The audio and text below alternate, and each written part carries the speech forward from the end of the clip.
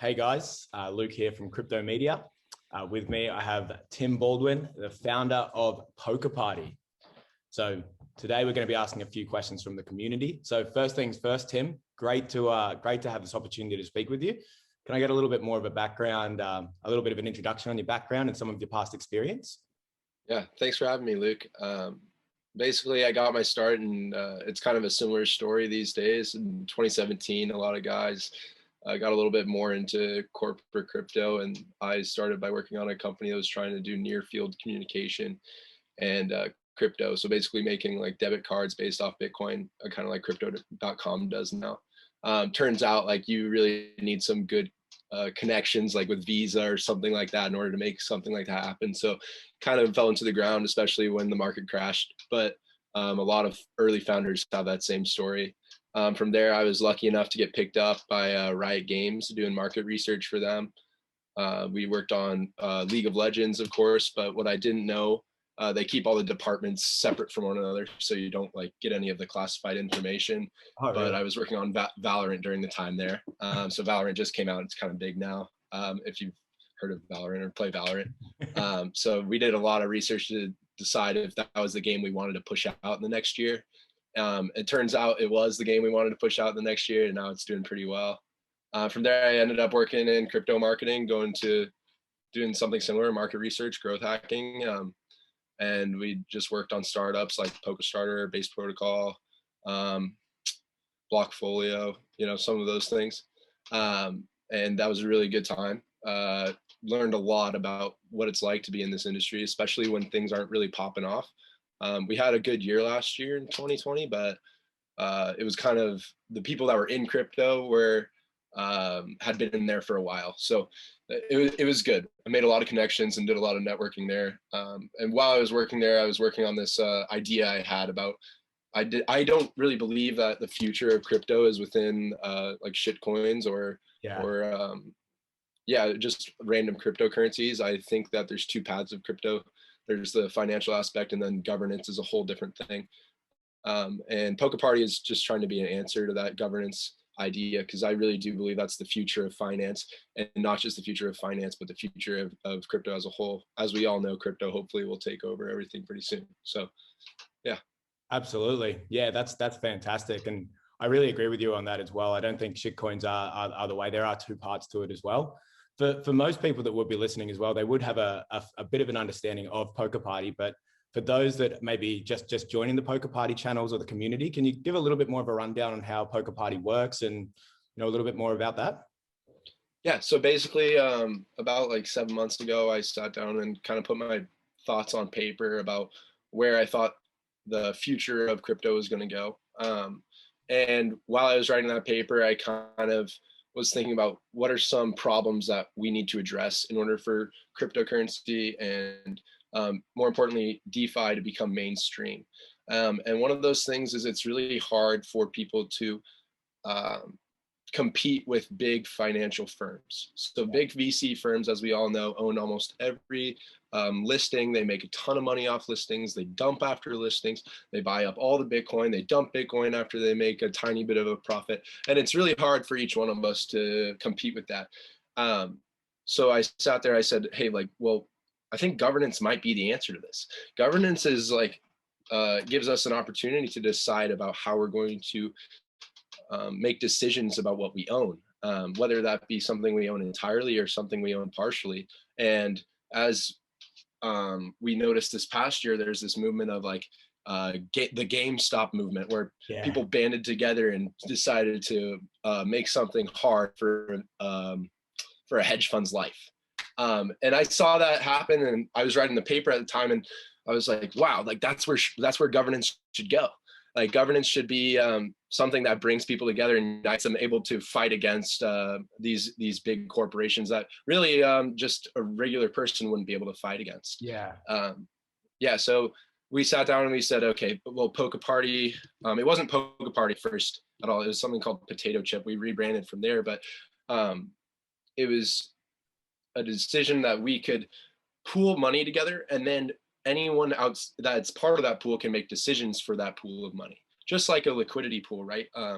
You own a certain percentage of a liquidity pool and you get rewarded based on that. But in this situation, rather than being rewarded by a percentage of that pool or the fees being put into it, you're being rewarded with the power to make decisions for that pool. So just as like, hey, you hold a governance token for Uniswap and maybe you go and make votes for Uniswap of how they're going to use their funds or whatever, you can bring that down to the micro level, or you can bring that up to a huge macro level. And that's what PolkaParty is going to answer, is we're going to be able to govern funds no matter how small or how large. And because of this, the small guy, the little guy, you and me, are going to be able to compete with these larger guys. Absolutely. That's a really great rundown as well. I guess from what you were explaining about PolkaParty just previously, if I was a 5-year-old as well, would you be able to sum PolkaParty up in a brief sentence? Yeah, totally. Well, I'd have to think about it for a second, because as part of my job is kind of to say technical terms and people understand them. But to a 5-year-old, it'd be like, you have 5 bananas and you have 3 friends. Yep. And your 3 friends need to decide what to do with each of those bananas. Beautiful. And you guys are all going to take a vote by hand. You're going to be like, yes or no. So your friend says, I want to give a banana to our teacher. Yep. So you guys all decided to vote yes or no. So you all raise your hand, and all 3 of you raise your hand. You decide to give one of your bananas to the teacher. And then you have 4 bananas left, and you decide like, okay, well, we have 4 bananas and we could trade those bananas in for 10 apples. So you guys all raise your hand. You say, well, actually this time one of your friends doesn't like apples. Your friend does not like apples at all, and he does not want to have the apples, so he doesn't raise his hand. And but the other 2 of you are the majority. You guys like apples, so both of you guys raise your hand, and you guys get your 10 apples in exchange for your 4 bananas. Oh. So I guess that's how I would explain it to a 5-year-old. All right, awesome. So that's a really great way to break things down, especially to a 5-year-old using the bananas. But it also starts to touch on some of the different type of voting models that you guys have in PolkaParty. So would you be able to explain a little bit more about each of the different each of the different voting models and some of the benefits of each? Yeah, totally. So we have 4 different models. And when we think about governance, we have to think about governance not as something that's new in crypto or something that we're trying to develop. Governance has been around for a long time.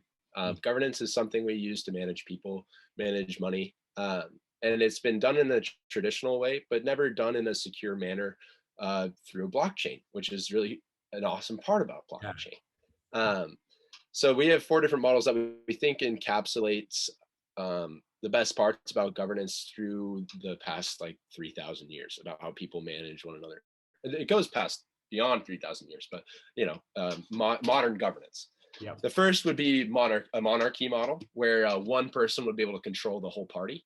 For example, the best case for this monarchy model would be a trusted figure, someone that people know as a public face, and they'd be able to buy into this fund that they control. And they have total power of. The second would be a democratic model, where each person has an equal say in how they're going to manage the funds. Each person has a vote, doesn't matter how much or how little they have in the party. And that's probably the most equitable way to manage money. Sure. The next would be a weighted democratic model, which is just a little bit different from the previous one. A weighted democratic takes into account how much of the pool or the party you own.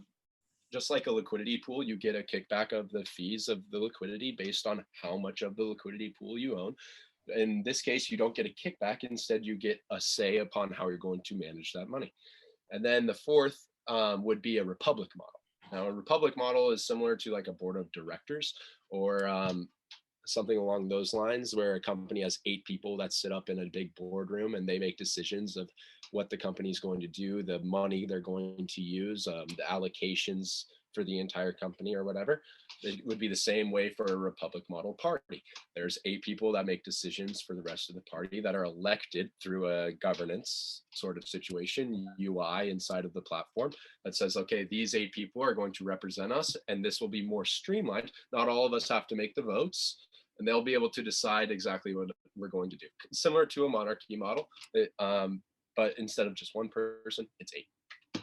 Wow, what an awesome idea. And I think it really brings some more transparency to the table as well. One thing that I was going to ask was, is there any potential for, some of these influencers to actually, pull the rug, or is there any type of like verification process for the influencers to jump on board? Right. So that's a great question. And it's something we've had in mind too. I had the answer to this came like late one night. I was awake thinking about like solutions to some of the problems we have, and that's a big problem in crypto as a whole. People who want to be greedy and run off with money. Well, there's only one way to really solve this. And with a monarchy model, you'd be able to do that. A rug pull is on the table, right? You have complete control of funds. You could just throw them away and make them so that people would never find them, and you're the only one who has them, and you disappear off to the middle of the Bahamas, and no one ever finds you. But the only way to really stop that from happening is you have a verification process, just like on Twitter, or someone gets verified with their little blue check. But that verification process requires KYC. We know where you live, and we're going to send the police after you if you do anything we don't like. Awesome. And it's on the blockchain. It's, amazing stuff. Exactly. Yeah. Secure, that's the thing. And social, I think one of the big things is social finance hasn't had a secure answer yet. Like people have banded together and decided, we're going to trade like this. You send me money and I'll trade for you, or whatever along those lines. That's basically what a hedge fund is, right? It's like, It's like you send me money and I'll make you money. But at the end of the day, security is the #1 priority, and trustworthiness between people. And how do we make someone trust someone that they've never met, trust someone that they don't know on a personal level? The only way to do that is through a secure method like KYC and like a full history transaction of who those people are, what they've done with the money. Yeah, that's a perfect way to break it down. And I think that also bridges the gap between maybe even some of the older generation that still might be afraid to get into cryptocurrency. This is a fantastic way to bridge them and welcome them on board, and they can see the real results because of that clear breakdown that you guys have. And it's all, as we've said, on the blockchain too. So yeah. So in regards to PolkaParty as well, Tim, you're obviously the star of the show, but who else is on your development team as well, or any of your advisors? Yeah, so we actually work with a lab called Blocksphere. Blocksphere is a really great lab. We have 8 devs behind them. We've been working with them for like the past 2 weeks now. Really smart people. They're led by this guy named Jilang, educated in America, John Hopkins, and his team's really incredible and super adequate is not the word, but even more than that,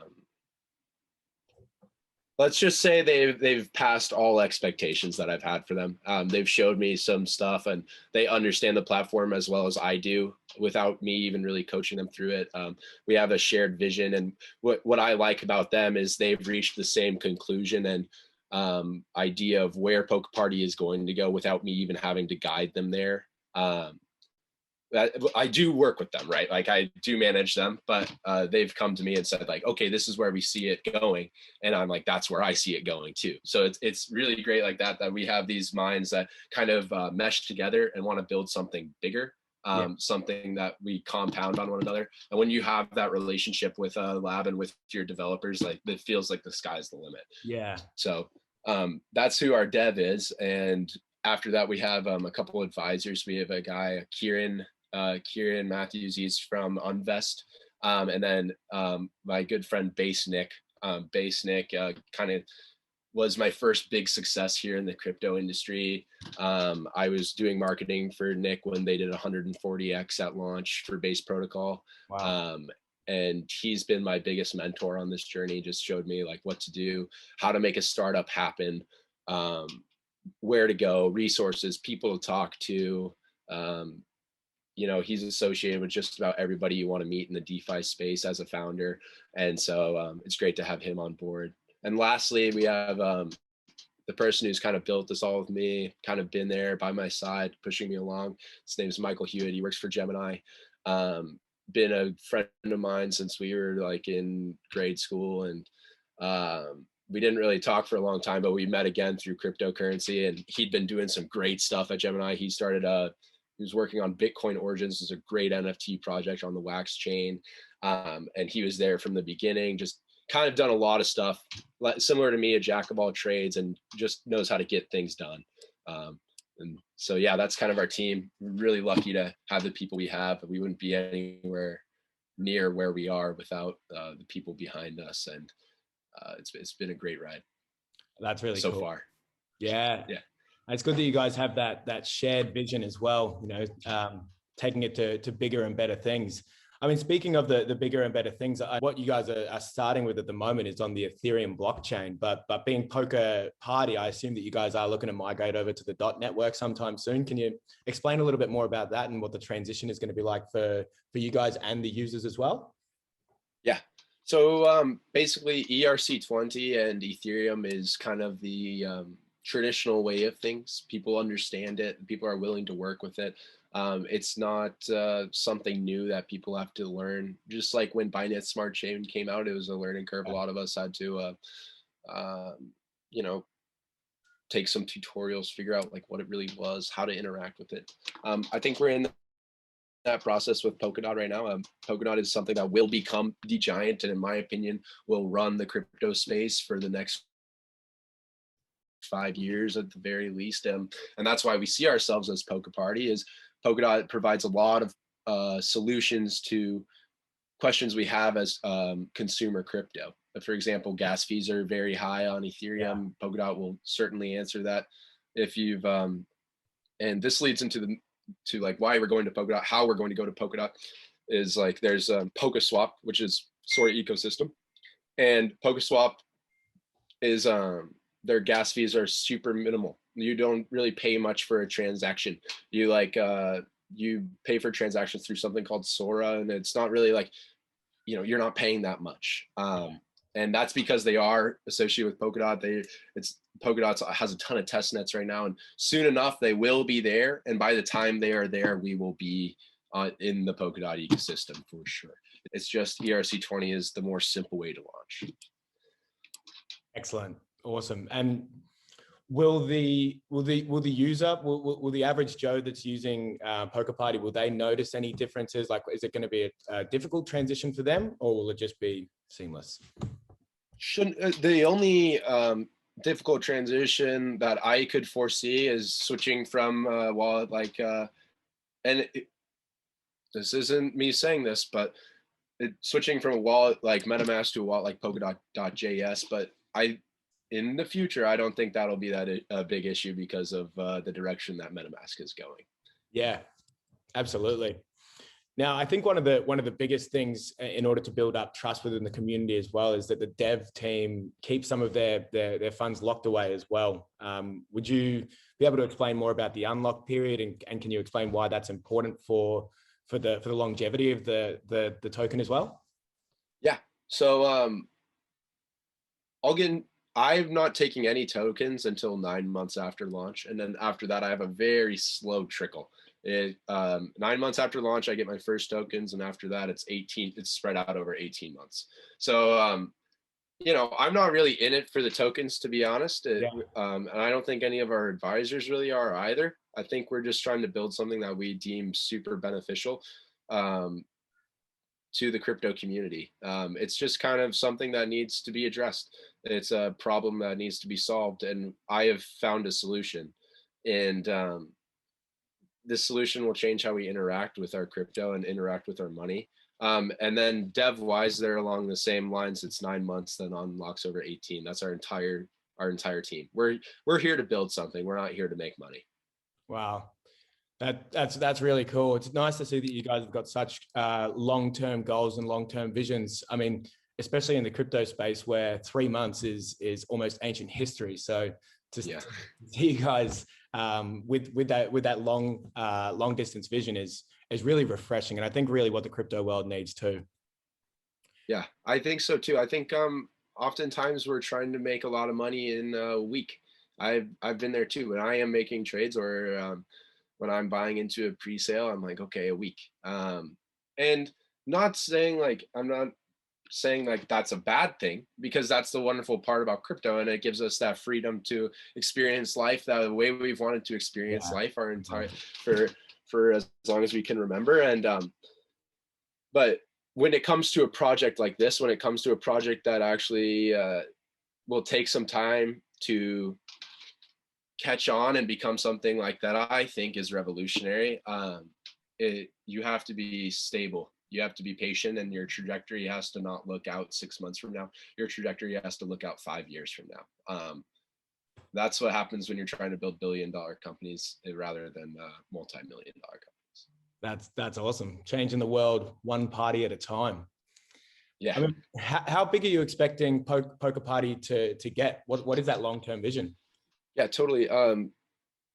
The it's built into our business plan. Kind of when we go and we pitch PolkaParty, we say like, hey, look at this. Like, there's not really much competition, or this hasn't really been done before, so we can't really project like our revenue as best as we want to, or estimate it. But how we've tried to base our revenue off of exchange revenue, just because that's a similar profit model to us in kind of a way. It's the closest thing I can find. And good exchange, their token is like over 500 million or something along those lines. And I think we could easily get there. The thing is we're not an exchange, and I hope people catch on and use our service.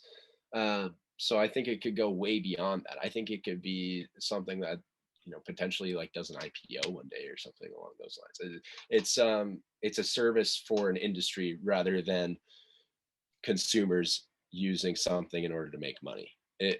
People hopefully will make money using a PolkaParty, but it's not really like a quick gain. I think the best projects in crypto are projects that are services. For example, like Uniswap, for example, was pretty revolutionary, being a DEX that everybody used. Yeah. And obviously they're making quite a bit of money, and we hope to be along in that same conversation of a service that's kind of revolutionary. And so I could foresee it being a couple like multi-billion, and that's some people say it's lofty, but I think that it's in the cards for us, just because this is a revolutionary service. So I couldn't agree with you more, Tim. I mean, every single person that I've spoke to about it is blowing up. Everyone can't wait to get involved as well. And for those that have been in the crypto game for a while, who's had their mum and dad asking them, or their family and friends, instead of having to give them the same copy and pasted, usual script that you have to run down, you can invite them to the PolkaParty, and you guys can all experience those gains together. And it's a really great way to bridge the gap. Now, would there be any upcoming projects that PolkaParty will be getting behind to start with as well? Yeah, so we're hopefully doing a launch with Unvest, which is one of our advisors' projects. They do liquid pre-sale token allocation. So basically, if you have a pre-sale and you want to trade the tokens before you actually have access to them, they're going to provide an answer to that, which is really, really interesting. And also one of those, it tickles my fancy, because like I like those like new age ideas that are kind of theoretical, and smart people have to build them out, right? Like Kieran's a genius, in my opinion. I think that he's going to do something awesome with that. So we're going to work with that for sure. And then down the line, we hope to do launch on PolkaSwap. PolkaSwap is, in my opinion, going to be a great DEX, and something that a lot of people use. So that'll be really cool as well. And then we're in talks with a couple, PokaStarter-esque type places. There's a lot of them now, so it takes some time to sort through them.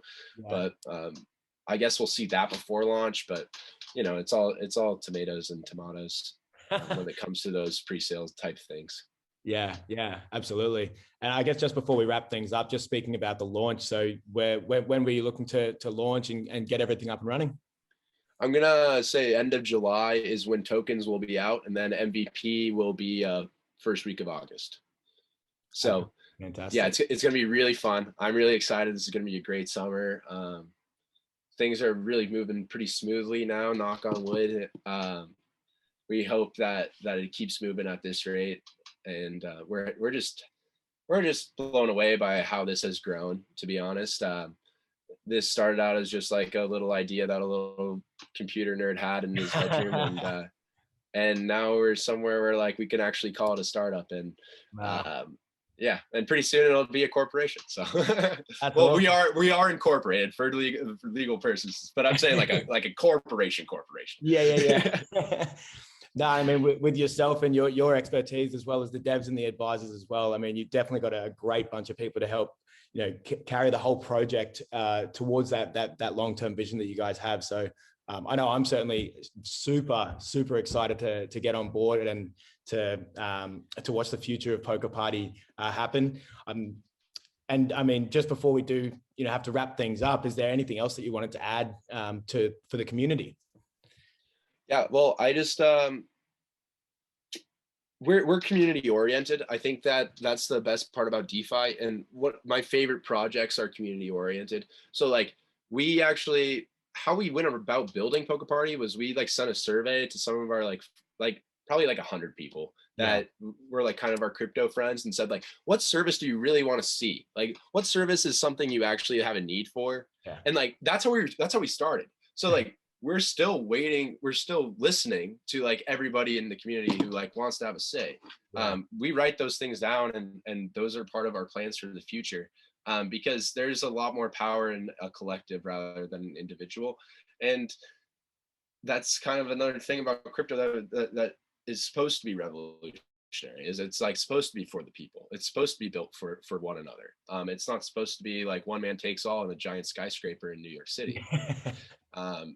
And so, we just want community members to be active in wanting to talk with us, discuss governance, discuss potential like theoretical governance. Like, for example, like if someone has an idea of how to govern whatever it may be, we'd like to discuss that and decide, maybe become this kind of leading thinkers in how people can manage and people can work together with one another, because that's what's going to usher in a new age of prosperity, and like another golden age for people. That's what the internet should do, is like allow people to work together rather than against one another. Yeah, absolutely. I couldn't agree with that statement more, Tim. I think it's definitely shaping the way to being a really cool journey into the crypto future as well, bringing newbies and experts alike into this great community too. So it'll be a pleasure to be a part of it. In terms of the community and people coming on board and getting into it, is it best just to find you guys on the Telegram, on the website? What's best for the community? Yeah, well, I would say start on the website.